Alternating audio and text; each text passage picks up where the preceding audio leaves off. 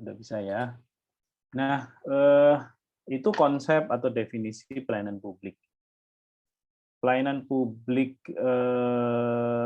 yang disediakan itu ada penyelenggaranya, namanya institusi penyelenggara pelayanan publik. Apakah hanya negara yang menyediakan layanan publik? Tidak. Ada korporasi juga bisa, ada lembaga independen yang dibentuk berdasarkan undang-undang, misalnya BPJS Kesehatan, BPJS Ketenagakerjaan, ya, atau BPOM, ya, atau yang lain-lain.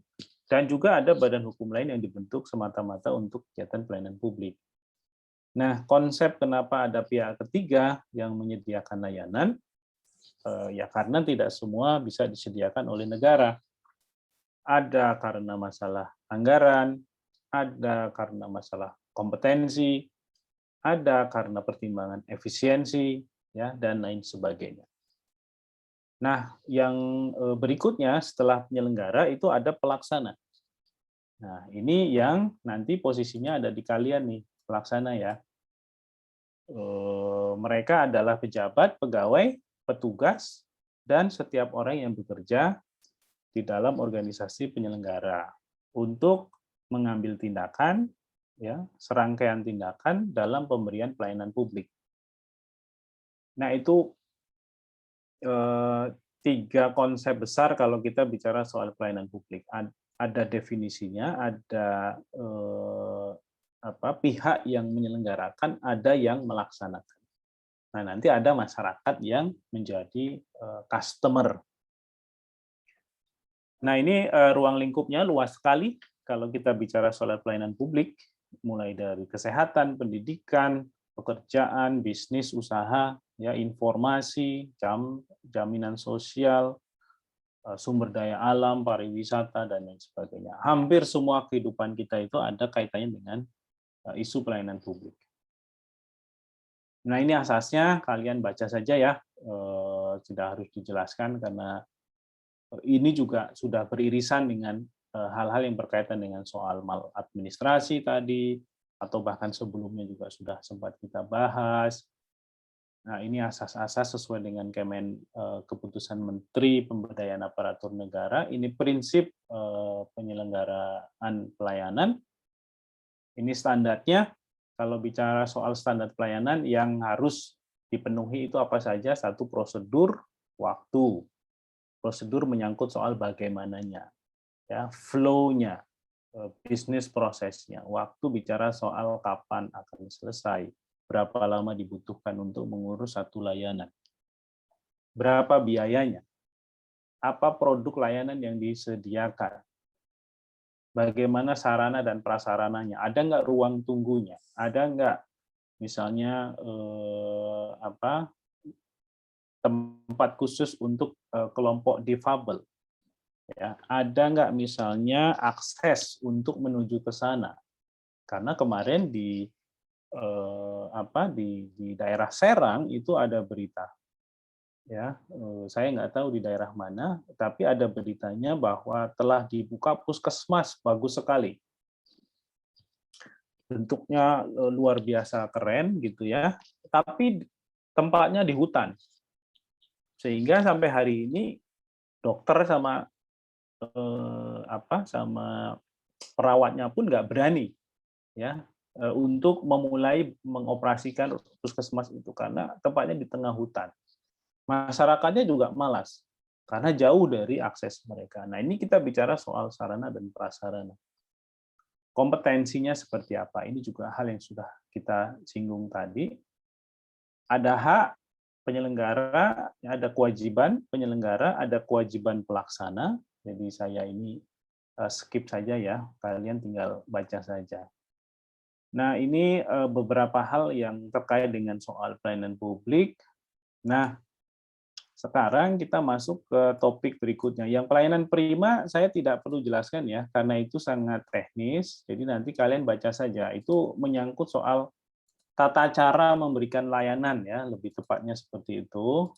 Jadi bagaimana kalau menerima telepon, bagaimana menjaga emosi, bagaimana merespon keluhan, seputar itulah ya, supaya kita sebagai pelaksana atau ya pelaksana layanan publik itu bisa memberikan pelayanan yang excellent kepada masyarakat. Nanti juga akan diatur soal bagaimana tampilan, seragam, baju, cara gaya menelpon, ya, dan lain sebagainya. Tapi itu menurut saya teknis sekali, kalian tinggal baca saja karena itu panduan sebenarnya bagi para ASN yang nanti akan menjadi pelayan publik. Nah, sekarang kita masuk ke topik yang terkait dengan etika bisnis. Ya, etika bisnis.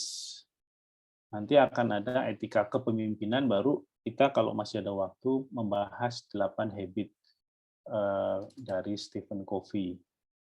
Nah, untuk sekarang tolong kalian secara individu saja ya, cari kasus-kasus yang menurut kalian itu menjadi bagian yang tak terpisahkan dari bentuk pelanggaran atas etika bisnis.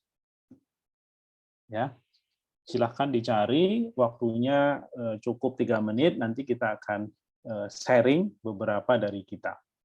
Nanti saya panggil siapa saja yang akan perlu men-share informasi yang didapatkan dari pertanyaan saya barusan. Silakan, waktunya cukup 3 menit ya.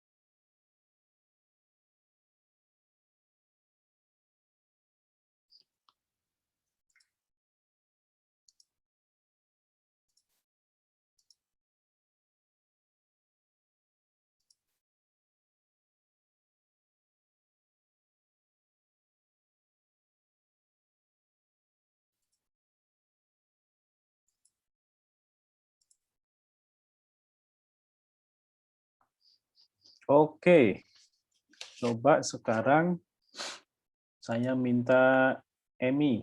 Emi, kira-kira apa informasi yang kamu dapat? Oh, baik, Pak. Tadi saya searching di internet contoh kasus pelanggaran etika bisnis dari PT Megasari Makmur. Di sini disebut PT Megasari Makmur ini, dia ini Pak, perusahaan cukup terkenal. Salah satu produknya itu obat nyamuk merek Hit. Mungkin kita juga ada yang pakai ya. Iya Pak, tapi di sini ini kasusnya kayaknya baru Pak. Soalnya tadi saya tadi saya carinya 2020, tapi saya nggak ketemu tanggal pastinya gitu Pak. Nggak apa-apa. Tapi isunya Iya. apa di situ? Di sini dia bilang kan karena ada ini Pak, zat aktif apa gitu yang merupakan salah satu bentuk pestisida. Nah, dari pihak kesehatan bilang kalau misalnya zat itu tuh berbahaya untuk sistem kesehatan manusia. Di dalam Iya, di komponen dalam HIT-nya itu. iya, Pak, di dalam itu katanya ada kandungan zat aktif propoxur apa gitu, Pak. Kurang tahu juga. Terus Dan katanya itu lebih berbahaya. parahnya, iya, lebih parahnya lagi bisa menyebabkan keracunan pada darah apabila terlalu banyak menghirup udara yang telah Hmm. bercampur dengan produk HIT. Tapi Iya, sampai Pak. sekarang masih beredar ya Iya, kayaknya, HIT-nya. Pak. Kan Tapi di saya sini juga beli bilangnya, HIT. iya, Pak, di sini bilangnya pada akhirnya harus menarik diri. Tapi saya belum baca full, Pak, baru ini Oke. atasnya. Jadi Iya, pada Pak. intinya perusahaan ini menggunakan zat Mm-mm. berbahaya untuk memproduksi barang yang digunakan oleh masyarakat ya. Iya, Yang Pak. itu mungkin cukup esensial ya, terutama bagi kita yang di daerah tropis, Mm-mm. pasti ada nyamuk ya. Dan nyamuk itu ya bisa dibasmi kalau ada ya kayak semprotan seperti Baygon, HIT ya. Dulu obat Iya, nyamuk Pak. tuh yang dibakar. Nah, itu lebih pusing lagi. Dan berbahaya kan karena mungkin orang tidur bisa nendang-nendang sana sini dan nanti kalau Mm-mm.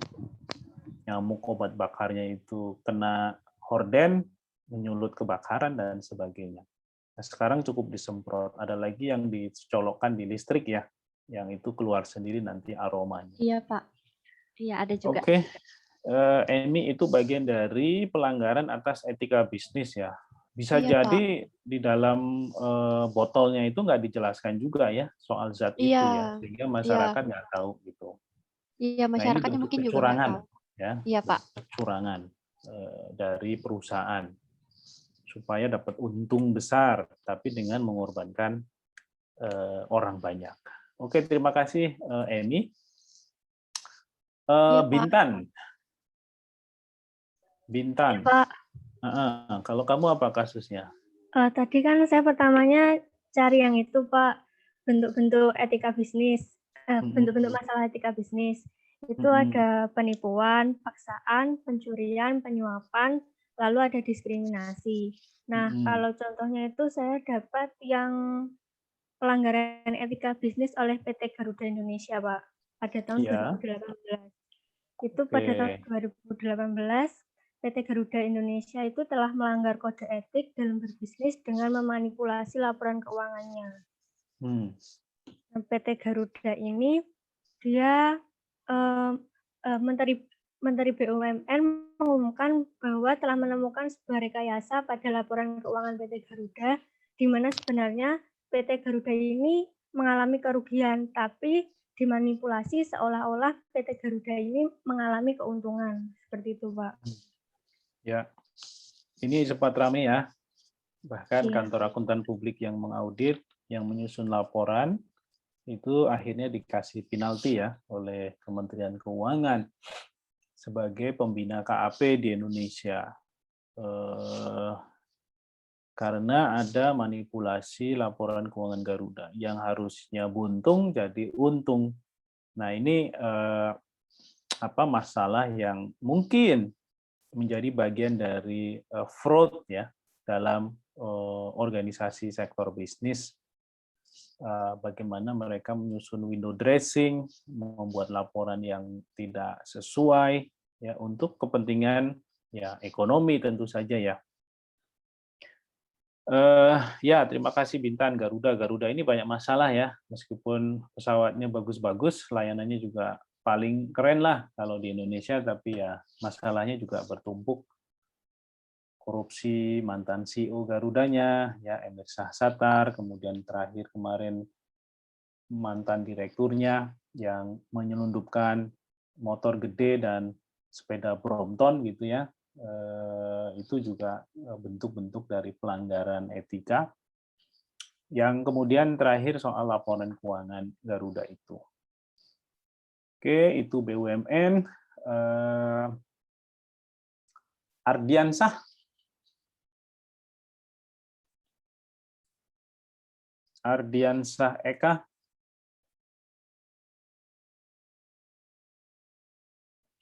Halo, Ardiansah Eka.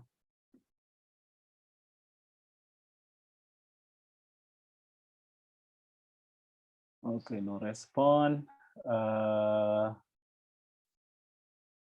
Siapa lagi? Ulul deh, Ulul. Ya Pak, Nah, kasusmu apa? tadi saya juga habis searching-searching di internet, ketemunya ini Pak, pelanggaran etika bisnis oleh perusahaan Uber teknologis, bukan Uber yang taksi. Pak. Hmm. Nah, dari sini dijelasin kalau Uber teknologis ini di Indonesia punya satu kasus pelanggaran etika Pak. Ini itu karena perusahaan ini menyuap salah seorang anggota polisi, seorang polisi gitulah, biar tetap diizinin untuk beroperasi di daerah yang sebenarnya bukan daerah operasi bisnisnya itu, Pak. Yep. Begitu. Jadi penyuapan ya oleh perusahaan kepada aparat penegak hukum. Iya, Pak. Nah, itu bagian juga dari pelanggaran etika bisnis. Satu lagi deh. Junior.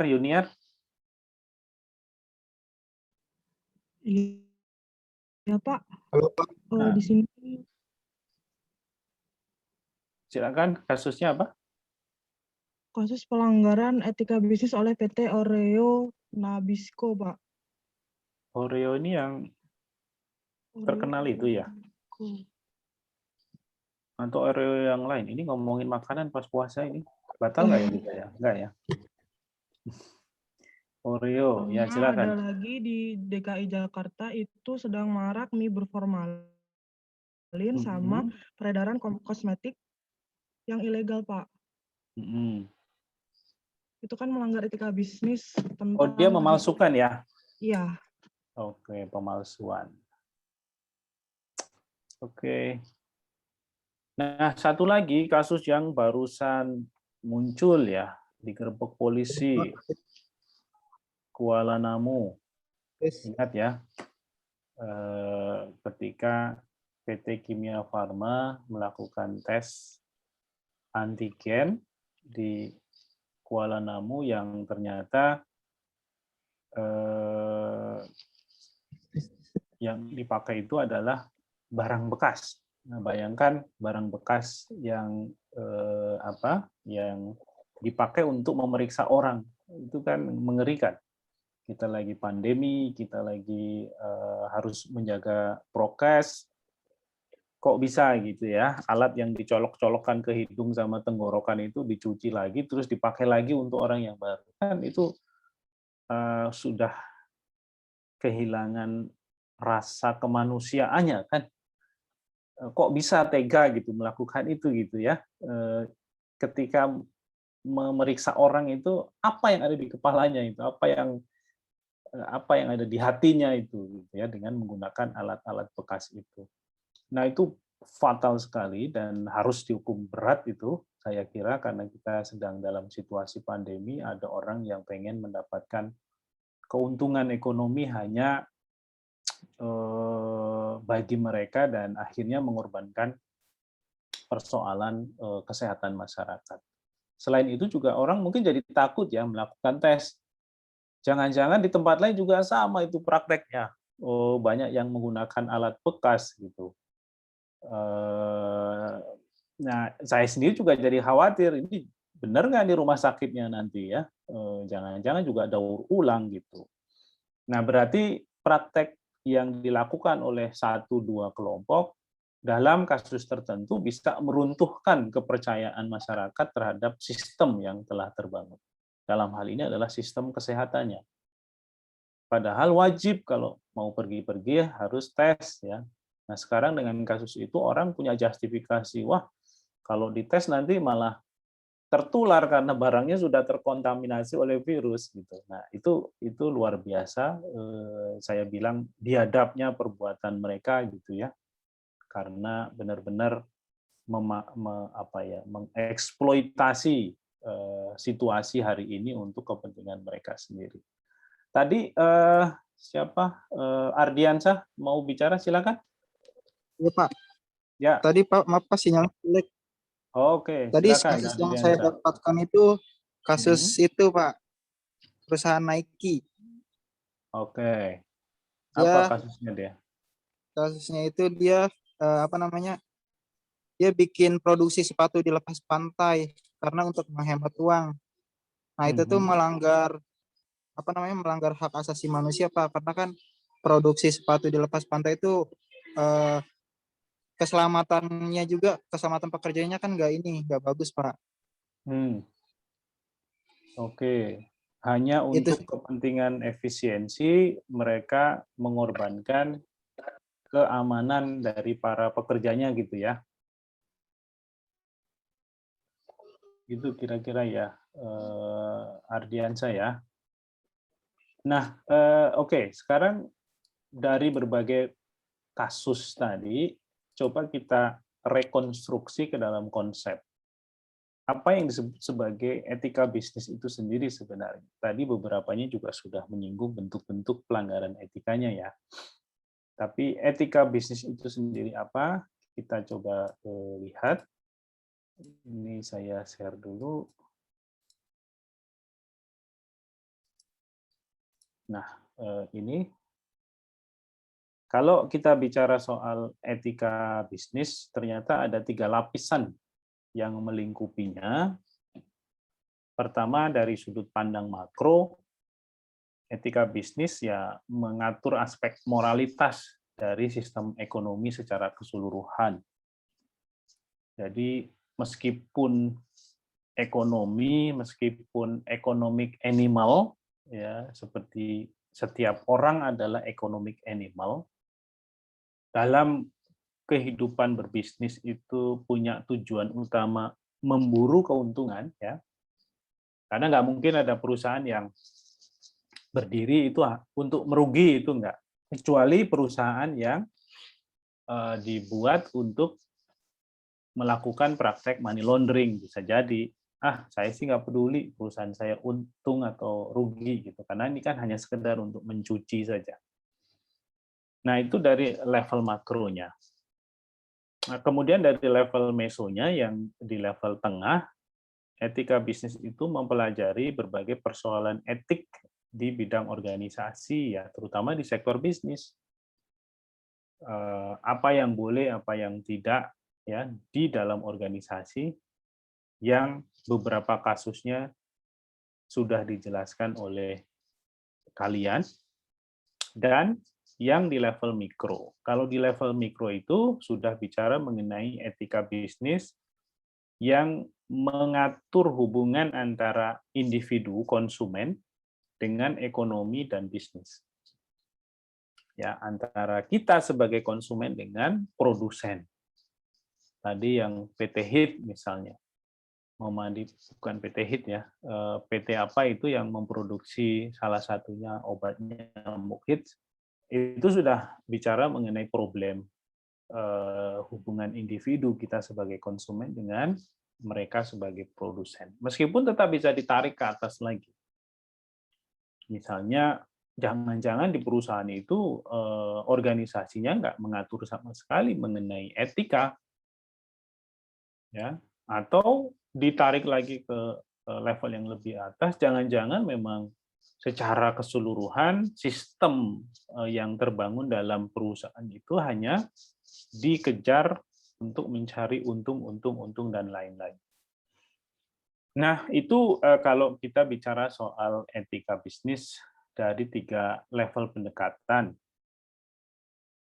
Nah, kalau dari cakupannya, ya etika bisnis itu mengatur hubungan relasi antara sektor bisnis perusahaan dengan investor, dengan konsumen kita ya, dengan pegawai, orang-orang yang bekerja di perusahaan itu, dengan kreditur maupun dengan pesaing.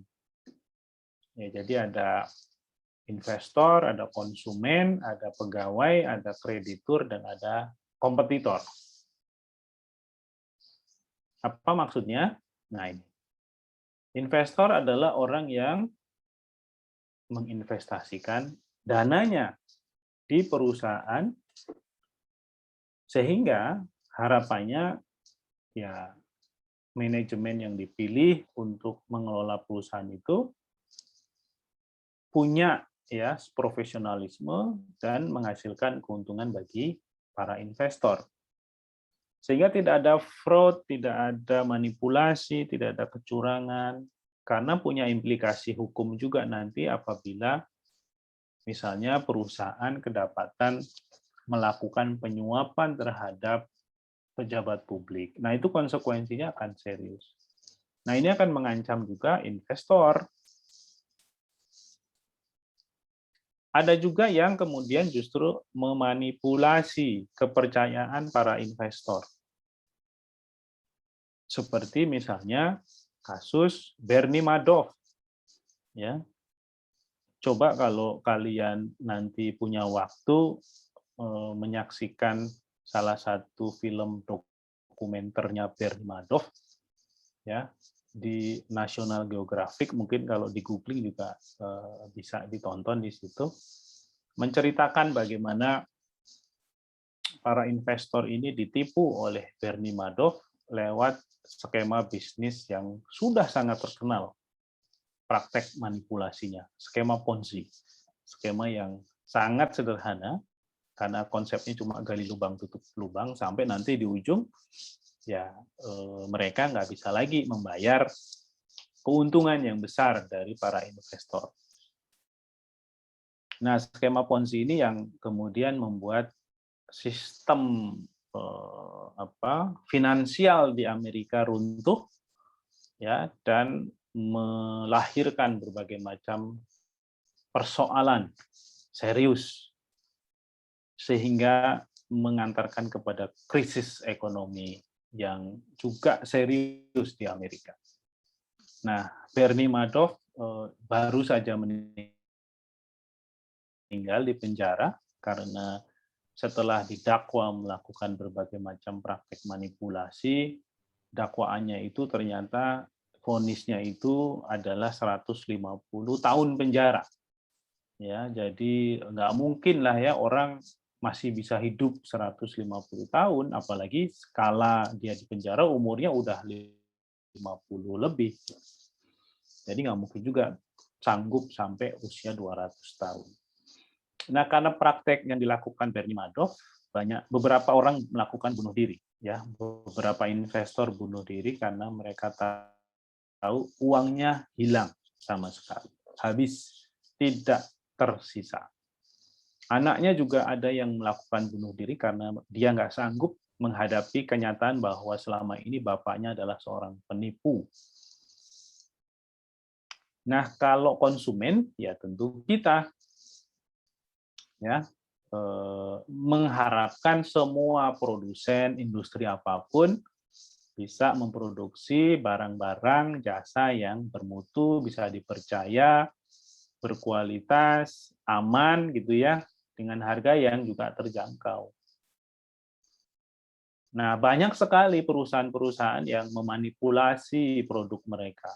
Mulai dari memalsukan tadi, ya, dalam kasus Oreo tadi, atau melakukan kecurangan dengan tidak menjelaskan informasi detail mengenai ingredient yang dipakai untuk membuat produk, atau bahkan membuat kata-kata yang sumir sehingga orang percaya bahwa itu adalah hal yang sesungguhnya. Misalnya susu kental manis, ya. Lagi menjelang buka puasa ini kan sebagian dari kita pasti juga akan mengkonsumsi susu kental manis, ya, dicampurlah dengan es, dicampurlah dengan ini itu gitu ya. Nah, sebenarnya kalau dan manis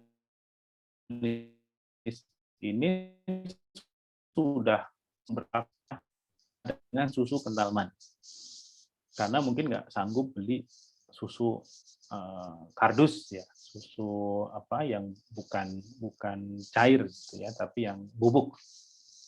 Nah, pada dasarnya kalau kita lihat lagi ingredientnya, susu kental manis itu bukan susu, dia kental manis karena dia memang pemanis, ya, memberikan rasa lebih manis pada makanan, pada minuman. Susunya paling 1%, selebihnya itu gula. Nah, jadi kalau ada anak yang sudah kadung dikasih susu kental manis karena diasumsikan itu susu, mungkin nanti akan menghadapi masalah itu ketika besar. Entah itu obesitas, entah itu kemudian bisa jadi diabetes dan lain-lain. Nah, itu penipuan yang terstruktur, tapi sampai hari ini tidak pernah ada teguran keras ya untuk menyebutkan bahwa itu bukan susu sebenarnya, tapi kental manis. Nah, kalau karyawan, ya tentu ingin agar ada take and give yang sepadan. Ya, kalau saya sudah bekerja di perusahaan dengan begitu sangat loyal, dedikasi yang tinggi, profesional, bahkan mungkin tidak 9 to 5, oke lah 9 to 10, saya harus jalani.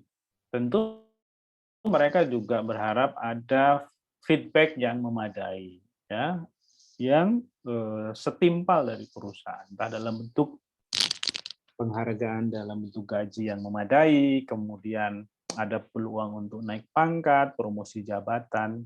Nah, itu bagian dari integritas sebuah perusahaan. Kemudian kreditur mengharapkan agar semua hutang perusahaan juga bisa dibayar tepat waktu dan membuat laporan keuangan yang dapat dipercaya. Nah, ini kasus Garuda tadi ya, laporan keuangannya nggak kredibel. Ada manipulasi di situ. Sementara kalau kita bicara soal kompetisi, dalam bisnis itu memang ada, nggak mungkin enggak, tapi bagaimana membuat kompetisi itu fair, sehat, tidak merugikan, tidak merusak, tidak menghancurkan pihak lain.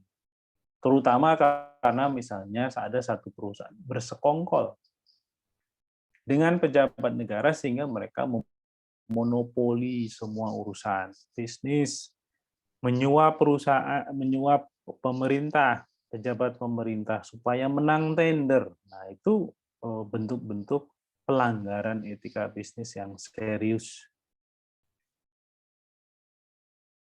Kemudian juga penggunaan sumber daya yang terbatas di masyarakat, ya, dan apa akibat dari pemakaian sumber daya itu, dan apa akibat dari proses produksi yang dilakukan. Apakah mencemari lingkungan, apakah dilakukan secara brutal sehingga tidak menghitung kapasitas sumber daya yang tersedia itu untuk bisa terus memenuhi kebutuhan perusahaan, ya, dan apa akibatnya bagi masyarakat karena kita eksploitatif, misalnya kasus lubang tambang ya di Kalimantan itu sudah menunjukkan bagaimana perusahaan begitu brutal mengeksploitasi dan mereka tidak beretika sama sekali karena meninggalkan justru masalah serius di soal lingkungan, termasuk juga keamanan masyarakat.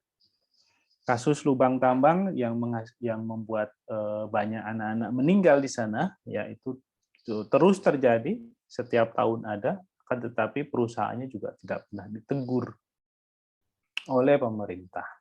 Termasuk juga yang sekarang sedang ditangani oleh KPK.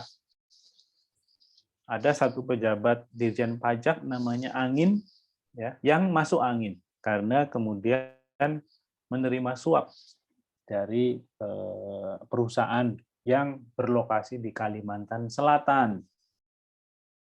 Manipulasi supaya pajaknya itu tidak dibayar semuanya, dikurangi gitu ya. Nah, ini persoalan serius yang kita masih hadapi sampai hari ini. Jadi kalau etika pelayanan publik, etika pejabat publik, etika publik itu memperbaiki, memperkuat sisi supply ya dari sebuah pelayanan, maka etika bisnis mengatur soal sisi demand-nya, ya karena dia sektor privat. Interaksinya dengan pemerintah itu seperti apa. Tapi kalau bisnis dengan masyarakat, maka supply-nya itu adalah bisnis, demand-nya adalah masyarakat. Nah, etika bisnis juga menyangkut bagaimana perusahaan sanggup membangun trust ya dengan masyarakat supaya perusahaan ini punya keberlanjutan, sustain gitu ya sebagai entitas bisnis. Nah, ini sesuatu yang harus di-maintain terus-menerus. Itu adalah bagian penting dari etika bisnis karena tujuannya bukan hanya mengatur sedemikian rupa hubungan antara perusahaan dengan 5 elemen tadi, tapi juga membuat perusahaan memiliki atau mendapatkan kepercayaan dari masyarakat. Nah, ini klasifikasi masalah-masalah etika bisnis yang sering kita hadapi, bahkan tadi juga sudah kalian ceritakan sebagiannya, suap kepada pejabat publik supaya menang tender, supaya izinnya cepat, ya, supaya urusannya cepat dan lain-lain, atau supaya menguasai, memonopoli satu hal, memaksa karena jabatan, bawahannya dipaksa ditekan, karyawannya dieksploitasi, diancam. Seperti dalam kasus tadi ya, Nike, menipu, memberdaya, menyesatkan, sengaja melakukan kebohongan tadi ya, kasus produknya hit, mencuri, ya, memalsukan itu bagian dari aspek pencurian dan diskriminasi yang mengatur soal bagaimana perbuatan tidak adil atau penolakan terhadap orang-orang tertentu karena saranya, karena sukunya, karena agamanya, karena rasnya, ya, karena golongannya berbeda dari orang yang menguasai perusahaan itu. Nah, dalam kasus diskriminasi memang belum banyak diangkat persoalannya ya, terutama di Indonesia. Desas-desusnya itu sudah banyak, tapi belum pernah diangkat ke permukaan, karena mungkin isu SARA itu sensitif. Misalnya ada desas-desus, oh ini perusahaan ini dia nggak akan terima tuh kalau bukan etnis tertentu gitu, karena sebagian besar perusahaan ini memang dikuasai oleh etnis tertentu itu. Atau ya kayaknya dia nggak menerima agama lain deh di luar yang agama mayoritas di situ misalnya. Nah, itu desas-desusnya sudah ada, sudah berkembang gitu ya, tapi tidak pernah menjadi isu ya yang dibicarakan secara umum di tingkat masyarakat. Nah, ini cuma mengkaitkan antara isu etika bisnis dengan konsep etika ya. Pendekatan utilitarian itu melihat bisnis dalam kacamata konsekuensi yang ditimbulkan dari tindakan. Apa sih konsekuensi dari upaya tertentu yang dilakukan oleh sektor bisnis?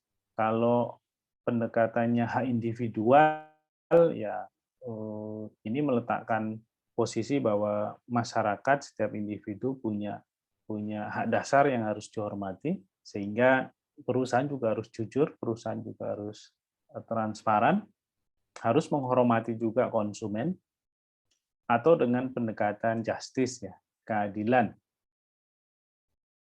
Tidak ada diskriminasi, ya, tidak ada perlakuan tidak adil dalam memberikan pelayanan kepada pelanggan, baik secara perorangan maupun secara kelompok. Nah, kalau kita bicara soal etika bisnis, kita di dalamnya juga ada prinsip pengambilan keputusan, yang mana etika dalam pengambilan keputusan di dalam sektor bisnis itu diatur atau bisa dilihat dengan menggunakan dua kacamata konsep. Pertama adalah konsep yang terkait dengan pendekatan konsekuensi. Artinya pengambilan keputusan itu tidak dilihat apakah dia itu prosedural atau tidak secara etis, tapi apakah keputusan itu etis atau tidak diukur dari konsekuensi atau dampak dari keputusan itu. Nah, yang kedua yang non-konsekuensial.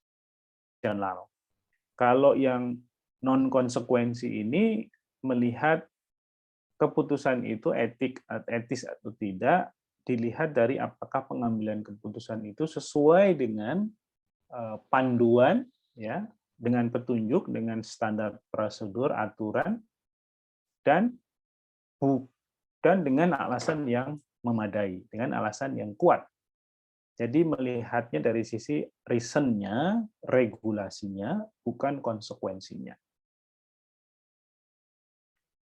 Nah, tidak konsekuensi sendiri atau non-konsekuensi sendiri punya dua aspek. Pertama bicara soal right, yang kedua bicara soal justice.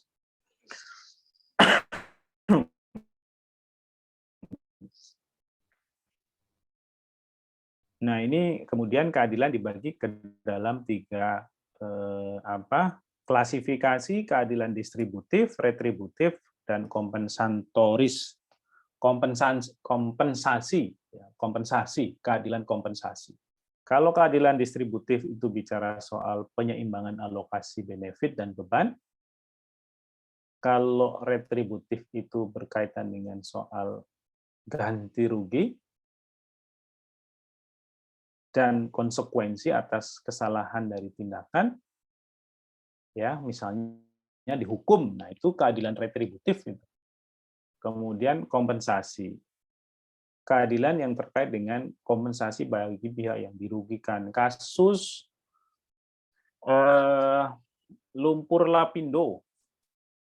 Nah, ini perusahaannya sebenarnya dari kacamata teori tidak konsekuensi dalam perspektif keadilan itu, ya harusnya memberikan kompensasi yang sepadan kepada warga yang terdampak karena kesalahan perusahaan dalam mengebor sehingga menghasilkan justru bencana ekologis, ya, di Sidoarjo. Nah, tapi ternyata perusahaannya malah minta negara untuk menanggung itu. Akhirnya dijadikan sebagai bagian dari bencana nasional dan konsekuensinya anggaran negara harus dikucurkan di situ. Nah, perusahaan itu punyanya Abu Rizal Bakri, dulunya adalah ketua umum Golkar. Jadi perusahaan-perusahaan yang berdekatan dengan penguasa itu seringkali mendapatkan keuntungan meskipun mereka melakukan pelanggaran atau kesalahan. Nah, ini soal prinsip etika bisnis aja. Ini hal pokok dalam etika bisnis, bicara soal pengendalian diri, ya, tidak greedy. Ya, dalam berbisnis orang itu mencari keuntungan, iya, tapi bukan berarti akhirnya harus didrive oleh sifat greedy-nya, gitu ya. Sehingga apapun akhirnya dilakukan, sikut sana, sikut sini, kemudian mencurangi pihak lain supaya keuntungannya lebih besar atau bisa memenangkan satu kompetisi dan lain sebagainya. Nah, yang kedua adalah pengembangan tanggung jawab sosial. Perusahaan dengan lingkungan itu berinteraksi, perusahaan dengan masyarakat itu berinteraksi, sehingga harus ada kepedulian sosial sektor bisnis. Ada jati diri, ya. Kemudian tadi persaingan yang sehat. Jangan kemudian membunuh kompetitor yang lain. Karena bisa jadi satu perusahaan saja tidak bisa menyediakan semua kebutuhan bagi masyarakatnya, karena masyarakat itu juga ada kelas-kelasnya gitu ya. Misalnya sekarang dengan adanya minimarket tersebar di berbagai tempat itu membunuh pasar tradisional, membunuh pedagang kaki lima. Nah, sebenarnya nggak boleh, harusnya diatur gitu. Tapi ya pemerintah daerah sepertinya memberikan izin dengan sangat mudah, ya sehingga minimarket itu berdiri di berbagai tempat. Meskipun mereka juga ada yang rugi dan kemudian tutup kembali setelah baru berdiri beberapa saat. Nah, yang lain perlu ada konsep pembangunan berkelanjutan, ya, green bisnis, ya, green economy. Ini sudah menjadi kesadaran global sebenarnya. Kalau terus-menerus mengeksploitasi lingkungan, ya, pada akhirnya bisnis juga tidak akan sustain. Kemudian menghindari sifat curang, tidak kolusi, tidak menyediakan komisi yang itu ilegal, ya.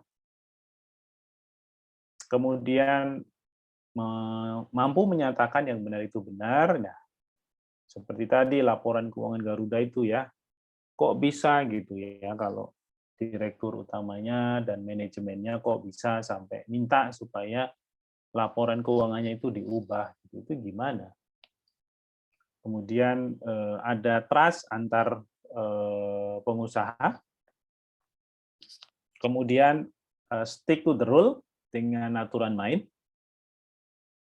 menghormati kesepakatan, dan menuangkan semua itu di dalam hukum positif.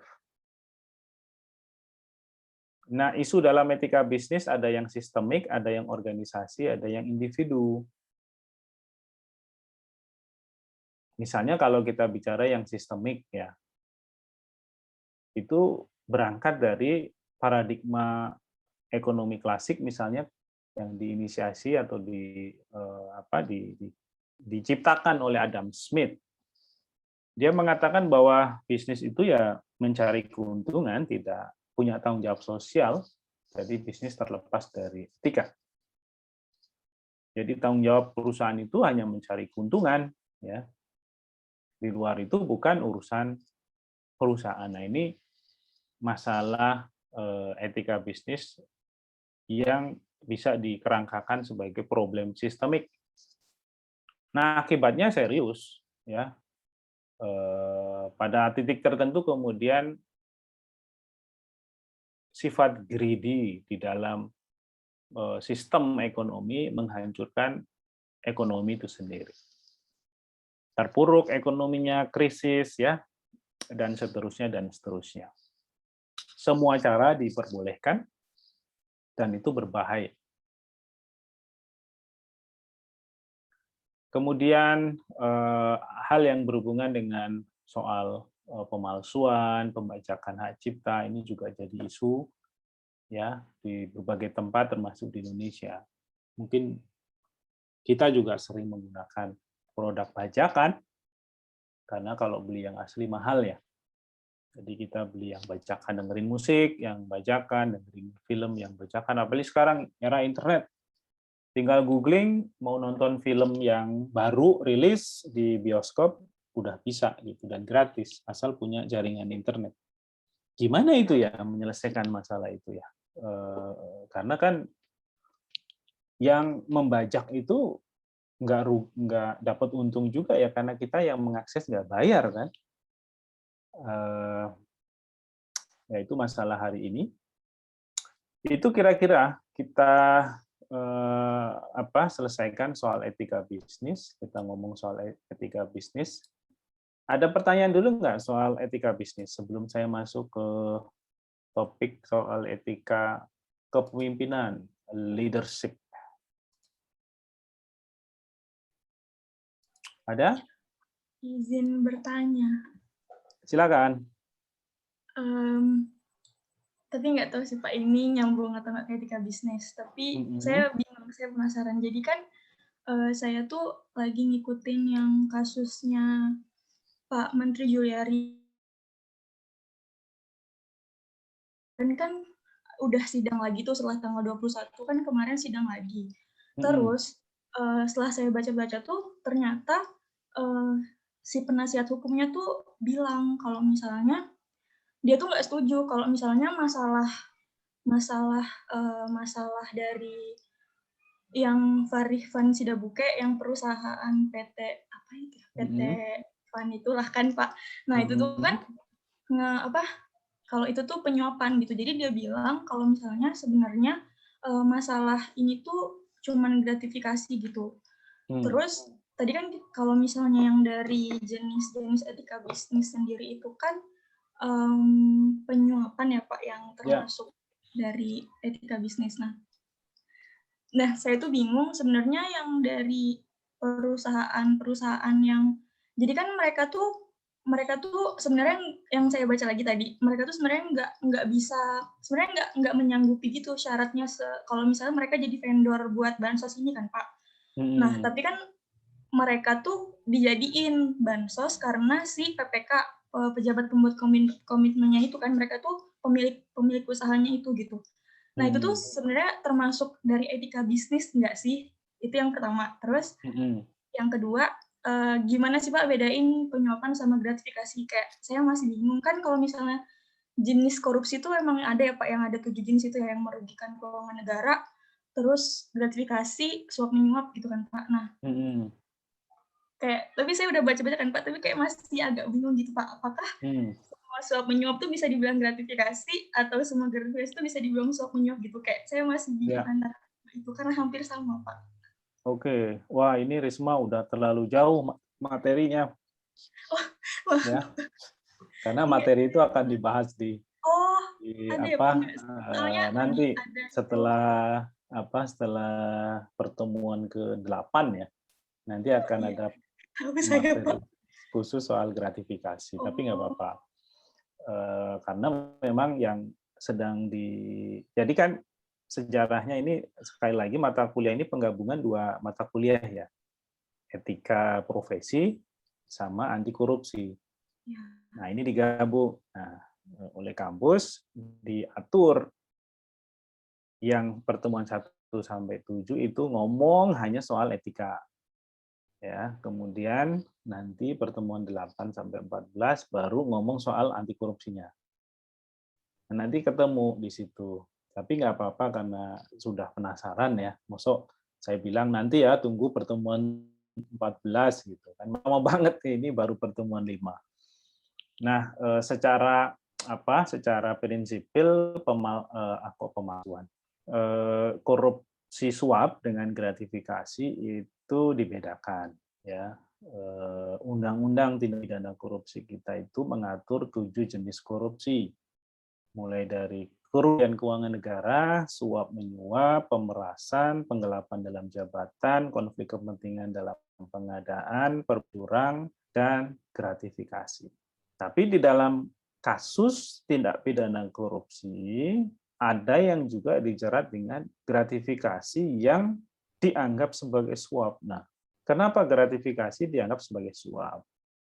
Itu karena beberapa hal. Pertama, orang yang menerima sesuatu, ASN atau pejabat publik yang menerima sesuatu dari pihak ketiga, itu tidak melaporkan penerimaan itu kepada KPK selama 30 hari. Jadi batas waktunya itu 30 hari. Ya, 30 hari kerja. Misalnya Risma jadi kepala dinas. Terus pada suatu ketika ada perusahaan vendor dari dinas itu tiba-tiba datang ngasih hadiah. Bu, ini ada mobil nih baru ya buat Ibu gitu. Ucapan terima kasih karena kemarin sudah dipercaya jadi vendor di sini. Nah, itu gratifikasi kategorinya. Ketika dilaporkan kepada KPK, maka pidananya menjadi hilang. Karena penerimanya melaporkan. Tapi begitu Risma ambil, ya, wah ini mobilnya bagus juga ya, mahal gitu ya, mobil listrik lagi, masih jarang gitu. Ah, pakailah, terima kasih gitu. Toh ini kan juga pemberian, nggak ada apa-apanya, saya nggak kongkal-lingkong sama dia ketika tender. Nah, setelah 30 hari lewat, ada yang lapor ke KPK. Itu Ibu Risma, Kepala Dinas, terima mobil dari perusahaan A. Diusut sama KPK. Ketemu tuh hubungannya antara pemberian itu dengan urusan-urusan sebelumnya. Nah, dengan itu maka Risma bisa dijerat pasal gratifikasi yang dianggap sebagai suap. Nah, kalau suap itu sendiri adalah pemberian di depan. Misalnya saya ngurus sesuatu, ya seperti angin itu ya. Angin itu suap kategorinya. Kenapa? Karena dia udah deal di depan. Angin, tolong ya urus perusahaan saya pajaknya. Itu kan 300 miliar kemahalan. Tolong diurus, saya bayarnya cuma 150 M aja. Nanti kompensasinya ya ini, kamu dapat sebagian 5 miliar. Gitu. Nah, itu suap. Karena sudah dibicarakan di depan. Sudah ada kesepakatan di awal. Ada meeting of mind-nya. Nah, kalau gratifikasi sering tidak jelas. Ini pemberiannya karena apa ya? Karena ditaruhnya di belakang dia, tidak di depan. Nah, tapi gratifikasi bisa dianggap sebagai suap kalau tadi penerimanya tidak melaporkan kepada KPK selama 30 hari kerja. Dan apabila pemberian itu berkaitan dengan jabatan, ya, berkaitan dengan jabatan orang yang menerima. Nah, ini yang membedakannya dengan sedekah, dengan infak. Ya, kalau sedekah infak itu nggak ada urusan, dia pejabat bukan ya, gitu. Atau bahkan sebaliknya, yang infak kan yang pejabat, ya, kepada orang yang miskin. Nah, kalau ini bedanya dengan gravitasi, ya. Kalau gravitasi itu dari atas turun ke bawah, kalau gratifikasi itu dari bawah naik ke atas. Nah, itu bedanya. Suap, gratifikasi, ada titik temunya, gratifikasi yang dianggap sebagai suap. Nah, itu cerita pendeknya ya. Nanti versi panjangnya dan lebarnya ada di pertemuan yang membahas soal gratifikasi. Nah, apakah perusahaan vendor yang mendistribusikan bansos itu melanggar etika? Ya jelas. Ya. Itu pelanggaran etika yang serius karena sudah masuk ranah pidana. Kita tentu tahu bedanya etika dan pelanggaran hukum ya. Etika sekali lagi itu adalah sebuah batasan yang diatur untuk memastikan orang itu kemudian tidak jatuh pada pelanggaran hukum. Jadi dikasih batasan-batasan etiknya, ya. Tapi begitu dia melanggar, ada konsekuensi, dia akan melakukan pelanggaran hukum. Misalnya, dalam kasus yang minggu lalu, ada pegawai Ditjen Pajak menemui wajib pajak di luar kantor. Ya cuma menemui di luar kantor aja, nggak ada masalah, nggak ada kong kali kong, nggak ada suap. Ya. Sekali waktu mungkin nggak ada apa-apa, tapi 2 kali diajak lagi ketemu, mau lagi. Mulai tuh ya masuk. Karena kalau ada yang berdua-duaan, biasanya yang ketiganya itu kan setan. Gitu ya. Makanya jangan pergi bertiga, karena yang terakhir itu sering disebut sebagai setan. Oh, nggak gitu ya konsepnya ya. Yang kalau berdua biasanya memang ada peluang untuk adanya kesepakatan jahat. Ya. Nah, besoknya mungkin mulai ditawari, Pak, ini mungkin nggak sih diurus supaya lebih murah gitu, bayar pajaknya. Udah tuh mulai masuk pelan-pelan, sampai akhirnya begitu pelanggaran itu terjadi, ya mungkin akhirnya jatuh pada, oke, saya mau bantu, saya akan bantu. Dengan ya tentu sejumlah hadiah yang saya terima, karena saya sudah membantu perusahaan itu. Nah, itu sebenarnya kenapa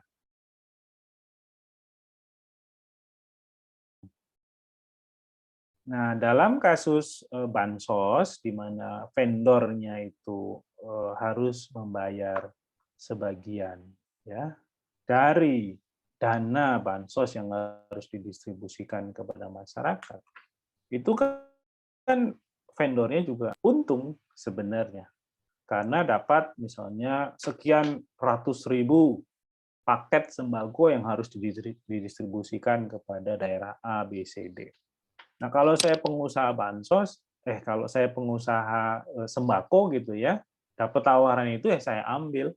Kalau saya nggak punya etika, ya saya ambil karena meskipun saya diambil 5%, saya hitung-hitung, oh masih untung banyak ini gitu. Toh nanti saya juga tahu, masyarakat nggak tahu kan kalau misalnya minyak gorengnya saya ganti dari yang minyak goreng versi A, saya ganti jadi minyak goreng curah, ya atau dengan harga yang lebih murah, kan boleh. Ya, bisa, maksudnya bukan boleh, kan bisa gitu ya. Toh kalau bansos barang, masyarakat yang terima nggak tahu. Kamu itu terima bansos barang, itu bentuknya ini nanti ya, A, B, C, D, E, itu kan nggak. Pokoknya yang didistribusikan, ini ada bansos barang, sembako dari pemerintah, dapat, senang masyarakat. Meskipun dibohongi, masyarakat senang karena apa? Karena mereka butuh barang itu. Meskipun berasnya mungkin ada batu-batunya sedikit gitu ya.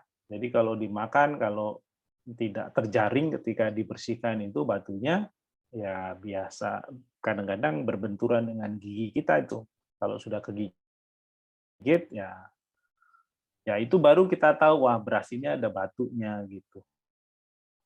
Padahal harganya mungkin yang dialokasikan oleh pemerintah adalah harga untuk beras yang nggak ada batunya. Nah, itu bukan bagian dari komisi yang secara sah itu diperbolehkan sebenarnya. Karena kalau pejabat negara terima komisi dari perusahaan, masuk lagi ke ketentuan gratifikasi tadi. Nggak boleh. Meskipun perusahaan punya ketentuan, boleh memberikan komisi kepada pihak yang memberikan pekerjaan. Tapi kalau government to business atau business to government ya nggak bisa. Mungkin business to business boleh. Misalnya saya nyariin proyek ya oleh nyariin proyek bagi perusahaan tertentu. Saya cariin, saya jadi calo kan, saya middleman, dikasih lah setelah saya udah dapatkan ini ada proyek nih, mereka ternyata mencari perusahaan yang memang seperti kalian gitu, majuin dapat, nah saya dikasih komisi sama perusahaan itu, ya itu praktek wajar di dalam bisnis gitu ya. Tapi kalau sudah business to government, udah nggak bisa lagi karena ada wilayah etika publik yang harus dihormati. Meskipun sektor bisnisnya mungkin menganggap itu sesuatu yang bisa diterima. Nah, oleh karena itu, larangan-larangan yang terkait dengan etika bisnis tadi lebih menonjolkan pada praktik yang disebut sebagai suap, ya, kemudian kong-kali-kong, kolusi, bukan hal-hal yang terkait dengan misalnya pemberian komisi, meskipun tadi ada ya dituliskan ya komisi gitu, tapi ini komisi yang dimaksudkan sebagai gratifikasi tadi. Itu kira-kira Risma ya, kenapa yang kasus bansos itu ya itu sudah bukan lagi hanya menyangkut soal etika bisnis, itu sudah bicara soal suap menyuap, itu sudah bicara soal kejahatan tindak pidana korupsi di dalamnya. Oke, itu Risma ya respon saya. Ada lagi nggak yang lain? Karena waktunya tinggal 2 menit, jadi kalau saya teruskan presentasi juga paling jelasin judul terus kita selesai. Ada lagi yang mau bertanya? Silakan.